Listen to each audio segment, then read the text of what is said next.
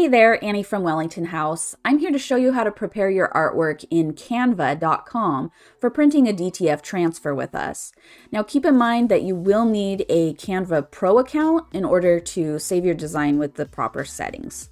The first thing we're going to do is go to Custom Size, make sure the format is in inches, and we're going to enter the exact dimensions of our design.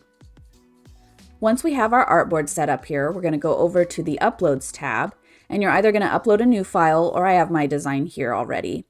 When I put that on the artboard, it is not the size that I put in the beginning, so I want to make sure and expand that to the page edges.